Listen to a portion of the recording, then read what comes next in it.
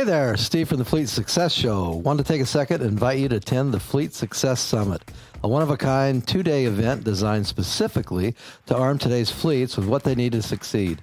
We're bringing some of the best speakers from business, technology, leadership, and organization culture to the stage to share with you information that we believe has been withheld from Fleet far too long. If you enjoy this podcast, you're sure to enjoy the Fleet Success Summit. Head to fleetsuccesssummit.com to view our speaker lineup and grab your tickets today. All right, back to the show.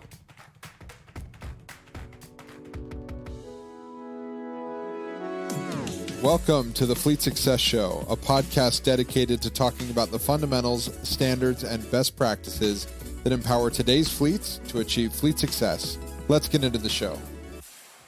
Welcome to another episode of the Fleet Success Show. I'm Jeff Jenkins, and we're going to do something unique today. I'll be your host, even though I do have Josh Turley here. Hello, hello, hello.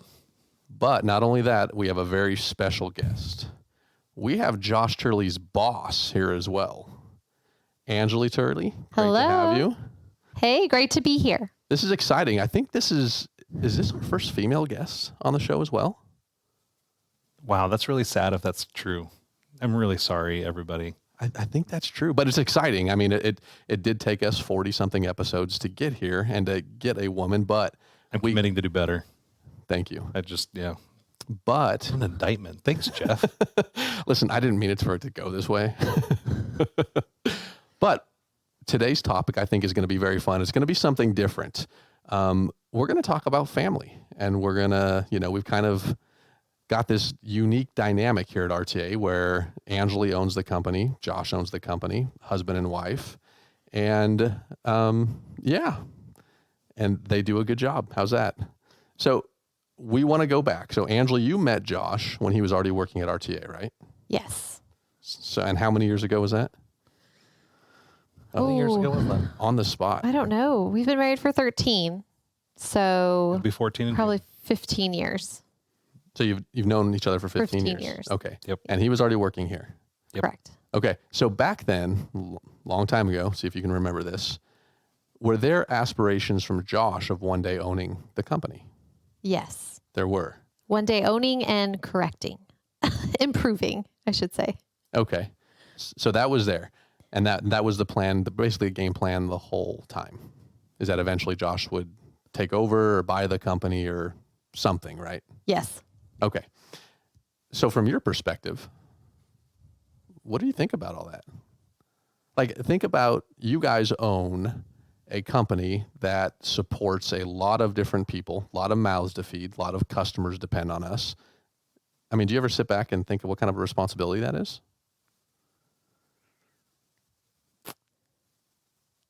No, actually. I think about it all the time. Okay. So. I was going to Josh switch thinks to you about next. it all the time. So Josh, I was actually going to go to don't. you next. I don't. You don't think about that? I don't.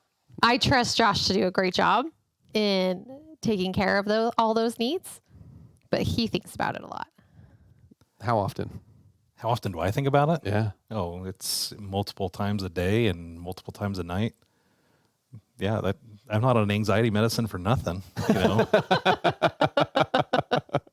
Let's be honest here. It's always an interesting day when you're running a company. It's the responsibility is definitely very heavy. It is very heavy. So I need to do a better job of relieving some of that from you, obviously. I see where this is going, right? Right.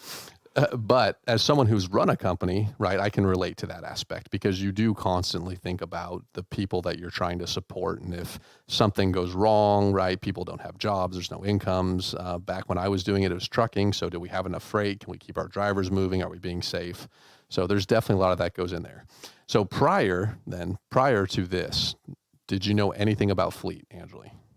Prior to my marriage? Prior to Josh? No. Nothing about fleet. She's probably like a drove a lot of car. people didn't even know this was an industry. Like, oh, that's a thing? Right. No, I didn't. I drove a car and I took it to the mechanic. No, I didn't even do that. I gave it to my dad. Let's be honest. I didn't know anything. That car broke down an awful lot to be going to the mechanic. Was this the 96 Dodge Neon? Or was it a different No. car? It's probably the Acura. It was the Acura with a broken handle, and so you couldn't get into the car. The black Acura? Yeah. Yeah. The one that I gave? Yeah. Oh. Yeah.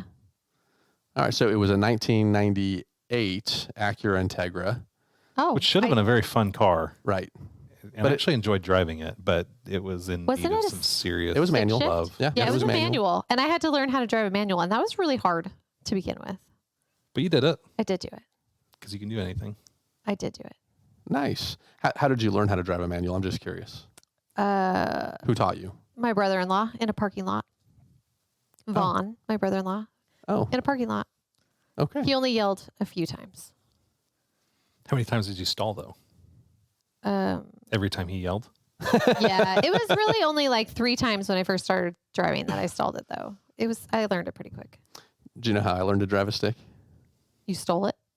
I did. I would stole Grandpa's car. And like, if I knew they were going out like on date night, because like my grandparents and my parents, they used to like, and all the siblings, they'd go out and do these like family date nights. And if I knew they were gone, I would actually go to their house and I would grab his keys for his Honda Civic, which was a manual. And I would take it and I'd drive it all the way out to Lake Pleasant and then drive it back just to practice driving a stick. What? Yeah. I didn't even know that. It's a little interesting thing for you, huh? Huh. Your brother's a criminal. You didn't know that. I knew you were a criminal, but did you break it? No. Nope. No issues at all with it. Never wrecked it. Never nothing. Huh. Yeah. Anyway, Mom know? that's enough about me. This episode's about like you guys more than anything else. So give us a little, hey, tell us about the Turley household. So kids, ages, kind of give us a little rundown. Okay. We've got 8 kids. The oldest is 12 and the youngest is 1. Rapidly approaching 2. Yeah, rapidly approaching 2. Acts like a 2-year-old. And there's 8 kids all squashed together in there, and we are currently homeschooling. So that has been a new adventure. Nice. So we've been doing that for a little over 18 years? months. Yeah, maybe 2 years. It's been 2 years. Yeah. Jeez. COVID. We started prior to COVID. Yep. So, I feel like we have to just qualify before that. COVID. Yeah, we started just before COVID by choice, not because of COVID. But yeah, so things are wild and crazy. There's a lot of excitement and energy. I thought you were going to say excrement because there's a lot of that too. I'm sure there's a lot of every E word. And then Josh decided to bring in 2 puppies. Yep. So that was super exciting. Wait, hold on. 2 bunnies, 2 cats. Josh brought in all the animals? You didn't have any say in that at all? I agreed to 1 bunny. And then I agreed to 2nd bunny. But in order to get the 2nd bunny, she had to buy a 3rd bunny. And kill it? So she got all 3 bunnies, and then, yes, they passed killed away. off 1. Well, so this is very fortunate for her. I didn't kill off the bunny. Our child scared it to death. Literally scared it to death. Is that a real Screaming thing? in its face like, ah! And it just had a stroke and died or something? Yeah, it did. Had a heart attack. Holy crap. All right. The weirdest thing. I've never seen an animal have a heart attack before, but that's what happens when you put a 5-year-old, I guess, with a bunny. Yep. It was T. Now PETA's going to get involved. It actually was Penny. She was scaring. I gotcha. She was scaring Theodore. So yeah. And it was Penny's bunny. It was Penny's She bunny. killed her own bunny. She still has guilt. There's trauma that we're going to have to work through as an adult, I think. I'll pay for therapy. Right. Okay. So you have 8 kids. And Josh obviously comes to work every single day. So he's here managing the 50 kids he's got in this place, right? That work for him. You've got the 8 at home. So let's talk about time management a little bit, which we can relate to our fleets and the people that run them. How do you manage 8 kids that have to be certain places, especially when you're homeschooling and you can't ship them off to other people? That is a great question. I keep a very structured schedule in that I have my calendar on my phone, which is coordinated with Josh's calendar. So I can see his work schedule and our home family schedule. And then I also have my planner where I write in all of my to-dos and all of my kids. So if you look at my Google Calendar, it has like 15 different color coordination for all the different people and things. So I plan to leave early, which means I leave just on time to make it where I need to be on time. So you're very structured and very organized. Yes. Yes. Organization is my friend. Okay. Well, it kind of have to be. Yeah. Right? So, Josh, how do you balance working here and then also helping with the kids? Well, I think that's one of the things that we actually struggled with for a long time in our relationship, was because it was such a, like there's a lot of time that you have to put into a place like this. You're putting a lot of energy and soul into it. Getting home on time was always a struggle. There was many nights where I'd get home at 6 or 7. Kids are usually going to bed by 6:30, 7:30. And so there wasn't a lot of help that she was getting at home. It's only been really recently, I think, we brought on an assistant to kind of help make things more organized around here. Ange is organized at home. I'm the opposite of that, so I'm a little bit more loosey-goosey and free. But bringing in somebody like that, like it's actually helped one of her number one priorities. We talk about OKRs and, like your objectives for your job. And for the assistant, like her number one objective outside of everything else is to get me out the door at 4 so that I can be home from 4 to at least 7 when the kids go to bed. And then after that, I can go back to working again. But it's almost sacrosanct. She will come and she'll just stand there at my door and wait for me and like put this pressure on me that I have to leave. So for a long time, balancing the two was, difficult. We talk about work-life balance. One of the things I always talk about is the work-life cycle, and how things that happen at home influence what happens at work, and what happens at work influences what happens at home. And there's not really a trade-off. It's just how does one influence the other, and for a while, like it was definitely more heavy on the work side, where work was definitely influencing more of our schedule than anything else. But now we get home and it's fairly, we spend some time with the kids. They're usually done with school by the time I get home. So we find out what's going on with their days. They're usually out playing in the backyard, and so we'll go play for a little bit, but that's kind of how I do things. Yeah. So you touched on, a little bit about how the number one priority with having the assistant come in was to get you out the door so that you could spend time and have that balance. And you're a very big proponent of that here. Yep. Making interesting. I think this happens a lot, and I'm cutting you off. But that's right. Hopefully you'll remember your point when we come back to it. It's interesting that as much as I push on our team, like, hey, go spend time with your family, go, like the doors shut at 5, like there's no pressure for you to be here longer than you need to be. But you and I know, like, usually come around 5 o'clock. There was definitely nights where 6, 7, it was just 8. You and I in the building. Some nights 8 p.m.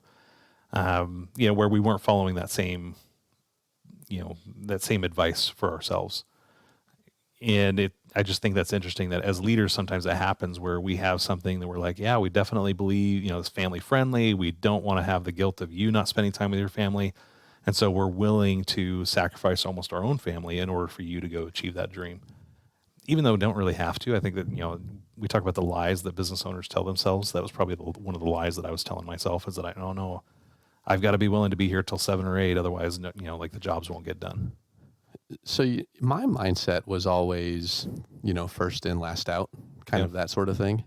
And I think I tricked myself kind of going through this, where it's like, I don't want to ask anybody else to do something that I'm not willing to do myself. So if I ask someone to be here at 6 o'clock in the morning, I should be willing to be here at 6 o'clock in the morning.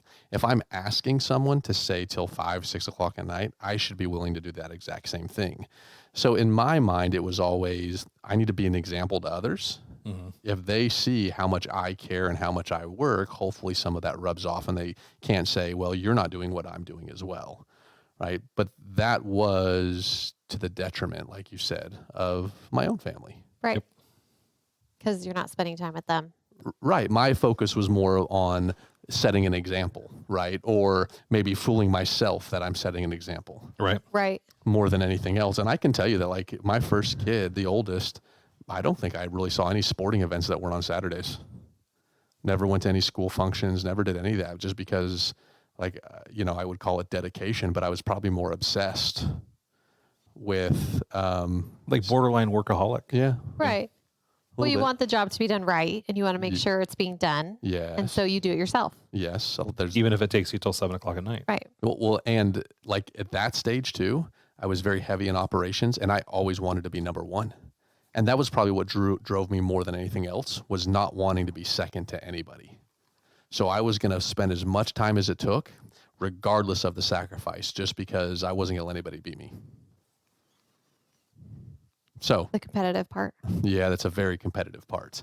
So, so my question was just going to be, I mean, like I said, you're very heavy on it with your employees and everything else, but is that something that you've always thought, or is that something that like Anjuli has an influence on? I mean, kind of where does that mindset come from?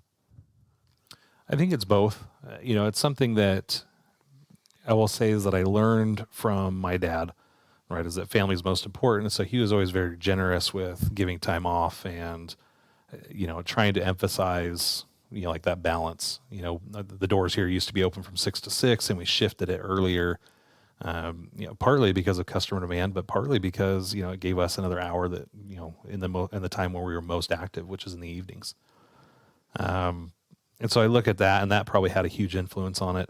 I know for me, when I do have those nights that I'm working till 6 or 7, the only voice I hear in the back of my head is like, you need to go home, is Ange.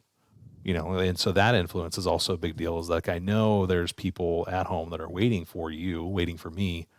And that influence has come through where we've tried to think about things like, how do we do leave? How do we do medical leave and paternity leave? How do we do vacation policies? We got rid of, I remember when I first took over, we were still doing time clocks. And that was one of the first things that I got rid of because, it just didn't encourage that type of ownership mentality where you're responsible for your own time instead of, micromanaging it to did you hit 40 hours this week or not? Were you 40 hours productive, that kind of thing. And so we kind of shifted some of those practices to help encourage more of that ownership and more of that. You're responsible for your time and when you decide to come in, when you decide to go. Yeah. And with that shift, you've also given unlimited PTO. Yep. To your employees. Like, so what was the base for that decision? It was twofold. So one, we had, a lot of longtime employees. We used to do like an award system. So every 5 years you'd get 5 days. Well, we had people that were getting to the point they had 40 days. And, there was almost this mindset of, well, if I don't use them, then I lose them. I'm like, that seems like the wrong mindset to have with vacation, Yep. Because there's days like I enjoy working, so maybe I don't need a vacation day. At the same time, we had all these new employees coming in and, Dad was starting them 10 days. That was it. There was no exceptions to that. Mm-hmm. So you're hiring somebody that's been working 20 years at another company and has 40 days of vacation and they got to start over because they've only started with you for 10 days. So that was one thing that caused me to think about it. The other thing was actually Netflix. Reed Hastings they have an unlimited PTO policy. And the way he described it, he says, well, we don't have a clothing policy either, but yet nobody shows up naked, and so it was this idea that we're all adults. We can all be trustworthy. And so I kind of adopted this principle of get the job done, but make sure that you're also taking care of yourself. If you need a day, take a day. And that's actually what we say to each other all the time. If you need a day, take a day. I don't want you to worry about, well, I only have 10 days left and I've got this trip coming up and I want to make sure I save some time for that. And you're having to budget your vacation time. I've seen too many people where they didn't take enough vacation. They weren't taking enough time away to focus on what matters most, which should, in most cases, be their family. If they don't have family, then it's usually something else, some other hobby or passion. But they weren't taking enough time to keep themselves mentally and emotionally healthy. And then what that ended up creating is physical breakdowns, where their work wasn't on par. They were struggling. And so some of it's actually a little bit selfish. I want you to take care of yourself. I want you to feel like I can go take time off. Because if you don't, you're going to burn out. And then if you burn out, now I'm in the position of I have to either make up for your work, lost productivity, or you're going to quit and go find something else. And now I got to go hire somebody. And so I kind of shifted this as like, we need to make sure that we're taking care of ourselves and that you feel like I'm not worried about 10 days. If I need a day, I take a day. And then I come back and I'm recharged and I'm ready to hit the ground running and just like, I'm excited about work. Right. But we've seen that time and time again where people ask me all the time, well, how does unlimited PTO work? How do you make that even a thing? And we've always seen it where people do unlimited PTO, but then they actually take less PTO. And I'm like, well, you're doing it wrong. Go run a report. Tell me how many days they've taken, right? And it's getting here to going to be the end of March. I'm going to go to HR and ask them for a report. Tell me all the days that everybody's taken. And then I'm going to have them flip the sort so that I see who's taking the fewest days. And then I'm going to talk to their manager and say, remind them there's unlimited PTO. They need to take advantage of it. Right. Everybody in the first quarter should have taken probably at least a week. And if you haven't, how are they doing? What's their mental capacity looking like? Are they going to burn out very soon? How is their family doing? The idea being is that you want to push them like, hey, go make sure you're taking time away. I think there's nothing more awesome than, I was going to say awesomer. That's not a word. More awesome than you go off on vacation, you kind of disconnect from a little bit, and distance makes the heart fonder sometimes, and you come back to work and you're just recharged. Yeah. Work itself can be recharging, but I think there's something to be said for spending time with those who matter most. Okay. So I would say something different though, because yeah, in the beginning of our marriage, Josh was going to work full time and school full time. Oh, that was rough. And so it was. Well, and you were working full time. And I was working full time. Yeah. I was working 2 jobs, and we had a baby and then a second baby. And he had those limited amount of vacation times. And so like I needed him to be there with the baby. And he was like, well, I only have this many number of days, right? So you have to decide which days. What's more important? And we didn't have any more paternity important. leave. And there was no paternity leave. And so like we had a baby that ended up in the NICU and had to stay. And so, well, the day you were at the hospital, that counted, right? And then now you don't have any more time for the NICU days, right? And so when we've had been talking all along, like, okay, when we take over the company, what do we want? We had a notebook of ideas. We did. It was called RTA's Future. And we would write in all the time, like, okay, this is what we want. It's your birthday. You can have the whole day off, right? You need extra vacation time. Let's do that. Let's have fun, Friday lunches or whatever it was. We would write it down. And so this has been a thought since, for 10 years. I think what's fun too, as I think about it, like, we had this whole notebook going. But me taking over RTA was never a sure thing.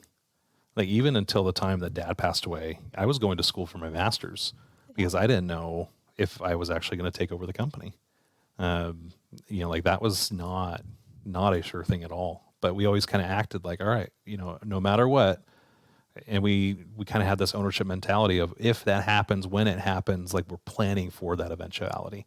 Okay. But it wasn't an eventuality at all. It was more of a like, if this were to happen, this is what we'd want to happen. And so you talk about risk management.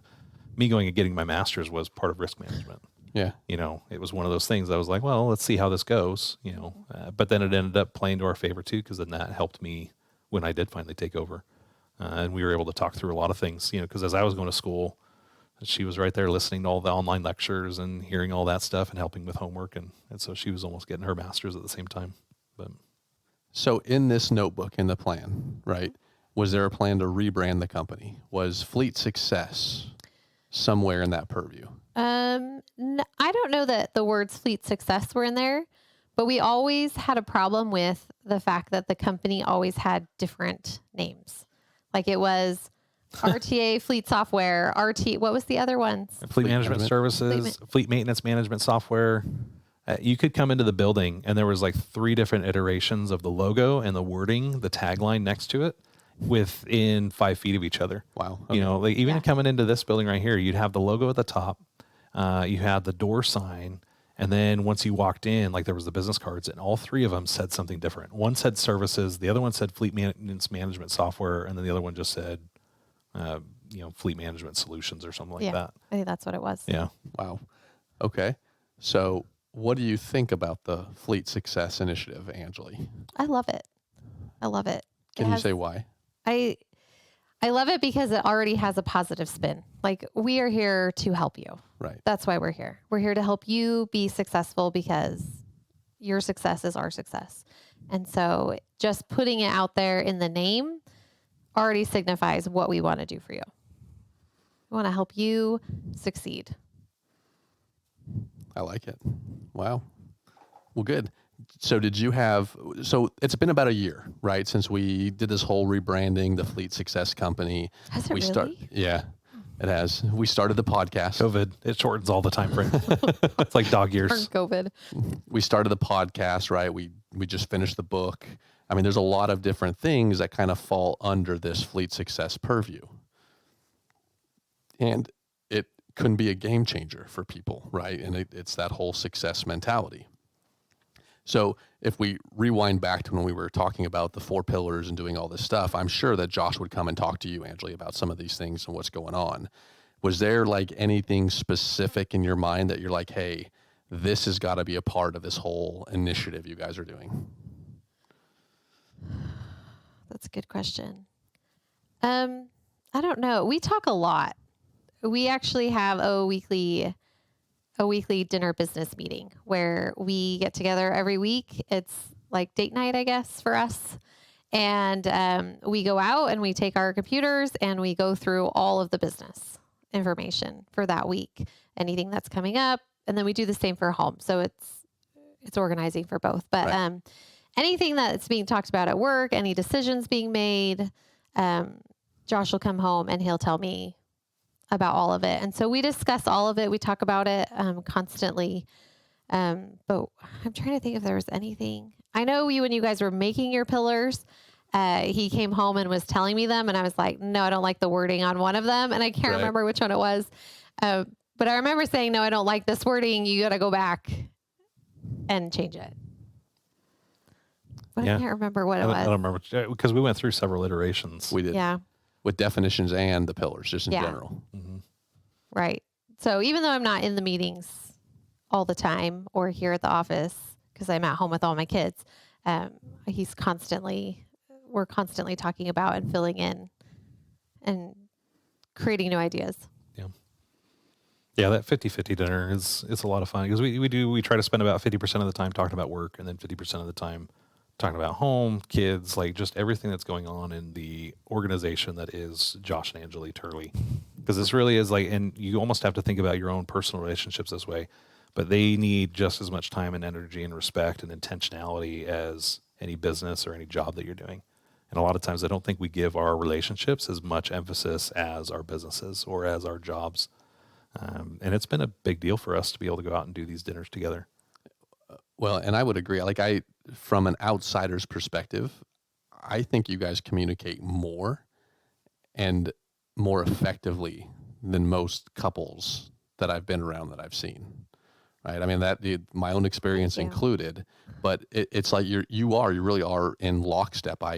There's times Josh says, well, I need to talk to Ange about that, or I got to run that by Ange, or he says something that you've said and he brings it up to us. So it's very apparent that it's a team effort, right? And you have the mentality of, hey, this is our family business. And what I like about it is I don't feel like it's just you two, right? And your immediate kids and that. It's the whole company feels like a family. And that's the kind of attitude that you bring to it. Right. And it does feel like a family. In fact, my kids are always so excited to come see Come some to of their Dad's pewter favorite work. people. Dad's pewter work. Got to go to Dad's pewter work, see some of their favorite people. Yep. Okay, so we're kind of stretching our time here a little bit. So I just want to ask, and this is a question for both of you, so one answer then the other, right? Is there anything that you think our audience should know about, whether it's you as a family, the Turley family, about our mission goals? I mean, I'm going to leave it so out there in general that you can really say whatever you want, but just make it important to hear about it later. You want me to go first? I'll go first. You can think about it. I'm dry. I have a big old blank face. Go ahead. Yeah, so I think like if I were to leave listeners with anything, one of the reasons that we had the idea 5 minutes ago to bring Anjuli in, she just happened to be in the office. We're like, hey, come in here. Let's do an episode real quick. This is a total surprise episode. Right. There's no planning involved. Of course, none of our episodes have any planning. If I were to leave anybody with anything, if they want to know more about us, you can judge somebody by their fruits. And I think, when you talk about, when you interact with our company, when you interact with anybody that you work here, it's a reflection ultimately of our family. It's a lot different than when you deal with companies that are owned by stockholders or private equity or anything like that. It really becomes an extension of yourself. And so one of the things that we try to inject the company with is a soul, its spirit, its life and heart and all that, and all the fun stuff with that. And I think that's what really sets us apart. It's what makes us different than a lot of companies that are out there. Because we aren't owned by anybody else. It's just us. It's just us. And so it's our commitment, right? It's our family and our commitment. And the only thing that's going to make it grow and be successful is the work that we put into it and the people that we have working with us. Yeah. Great answer. Was that it? That's all you're going to add, though? You're not going to add anything else? Well, he said so much good stuff. Mine Angela. was commitment. Anjuli, talk about how much you love your family. And I'm not talking about your husband or your kids, but let's talk about like your favorite sibling and how much you really care about that person. Amy's pretty special. Oh, ouch. There we go. So if y'all didn't pick up on it, Anjuli is my sister. Apparently not the favorite sibling though, but that's okay. My favorite sibling. It's on record for posterity now. You're my favorite sibling. Thank you, Anjuli. It's only because he shot you with a BB gun. He shot me in the butt with a BB gun. I shot a lot of people with a BB gun, so I don't even remember. He doesn't. All right, folks, that's going to wrap up the episode. Anjuli, thank you very much for joining us. We appreciate it. Thank you for having me. Josh, thank you for letting me take over your hosting duties. Tell your friends, tell your coworkers. Do not forget Fleet Success Summit coming up in April in Mesa. This is going to be the shit, guys. So you want to attend. You don't want to miss it. You can enter the code podcast to get a discount if you go sign up for the Fleet Success Summit. And with that, have a great week. Thank you. Hasta. Bye. Thanks for joining us on this episode of the Fleet Success Show. If you liked our show, we'd appreciate your 5-star review. Be sure to subscribe anywhere you listen to podcasts and come hang out with us anywhere on social media at Fleet Success. See you next time.